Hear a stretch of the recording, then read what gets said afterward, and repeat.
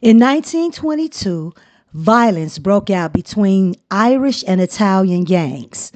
Referred to by the Chicago Sun-Times as the Bootleg Battle of Marne, the mafia killings shocked the city. Between 1922 and 1926, 474 mobsters were killed. The murders were due to fraud, revenge murders, bombings, heists, and turf wars. A small truce occurred between the two syndicates. Al Capone narrowly escaped death twice, once in 1925 and then again in 1926 after being ambushed by the Northside Capos, causing him to drive around in his famous armored vehicle.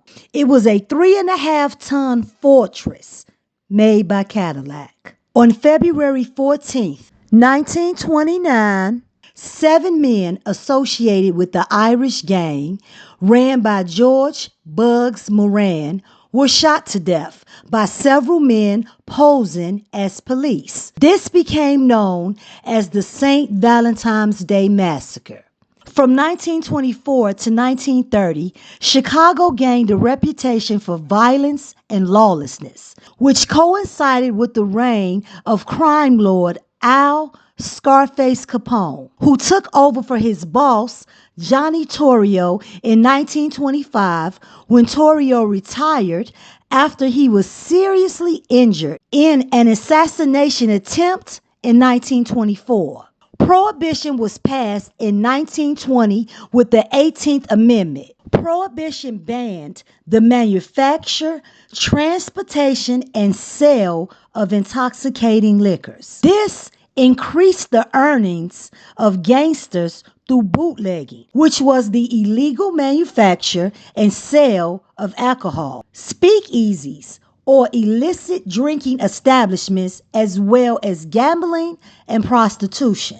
By 1924, Capone had control over most of Chicago's crime rackets. This was gained by gunning down his rivals. George Bugs Moran ran his bootlegging operation out of a garage at 2122 North Clark Street. There were many reasons that Capone wanted Moran dead.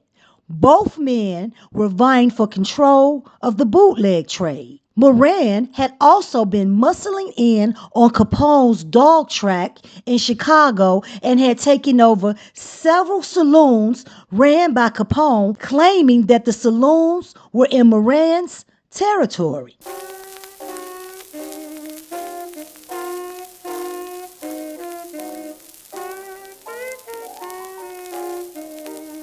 Frank and Peter Gusenberg tried to kill Capone associate Jack McGurn.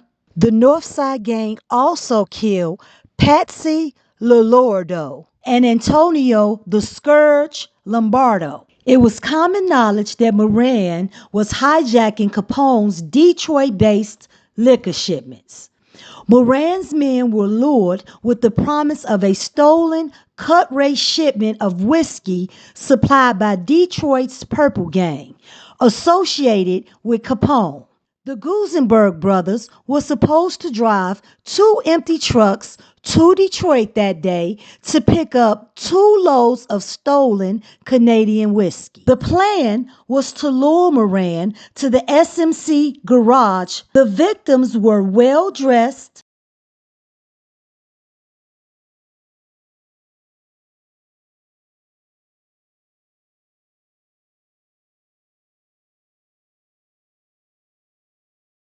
as was customary for gangsters of the time. Most of the men arrived by 10:30, but Moran didn't. He saw police cars as he was nearing the building, and Moran and another gang member turned around and went to a nearby coffee shop. Capone's lookout mistook Albert Weisenshank for Moran, since the 2 men had a similar height and build and were both wearing the same color overcoat and hat that day. Witnesses saw a Cadillac sedan stop in front of the garage.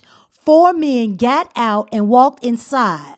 Two fake police carried shotguns and entered the garage through the rear. They signaled to the men dressed in civilian clothes. The two men opened fire with Thompson submachine guns.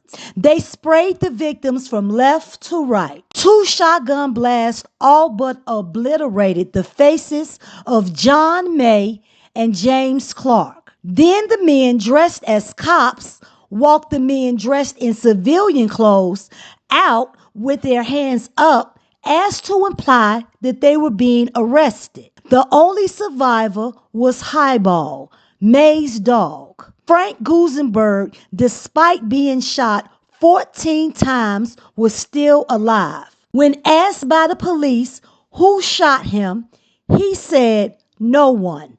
No one shot me."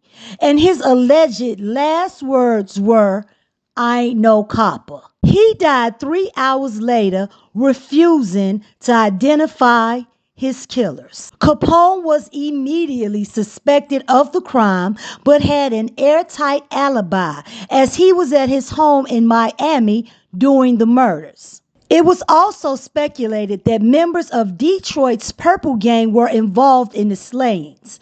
The Purple Gang were Capone associates, and 3 of its members moved into a rooming house directly across the street 10 days before the massacre. The landlords picked out gang members in mugshots, but later recanted their statements. The gang was questioned and cleared.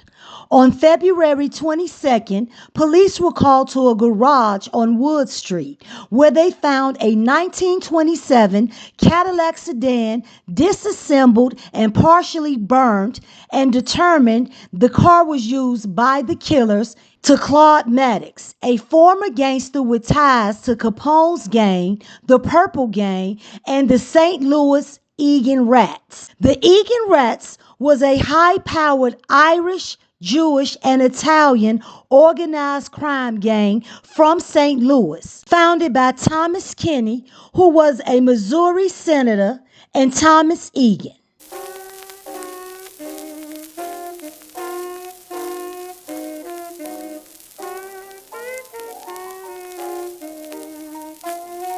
The next suspect was Fred Burke, a former member of the Egan Rats. Due to him and his accomplice named James Ray, which both had a penchant for dressing like cops doing robberies. Joseph Lilordo could have also been involved due to the fact that the Northside Gang had recently killed his brother, Patsy. Police then announced that they suspected Capone gunman John Scalise, Albert Selmy, Jack McGurn, and Frank Rio, a Capone bodyguard. Police eventually charged McGurn and Scalise with the massacre, but Capone killed Scalise and Selmy, and Joseph Hop told Gwinter after he learned about their plan to kill him. Then, in December of 1929, Fred Burke killed a police after a hit and run. Police raided Burke's bungalow and found a bulletproof vest, $320,000 worth of bonds stolen from a Wisconsin bank, 2 Thompson submachine guns, pistols, and 2 shotguns, and thousands of rounds of ammunition. Forensic ballistics ID'd both weapons as being used in the massacre, and one was used to kill New York mobster Frank Yale.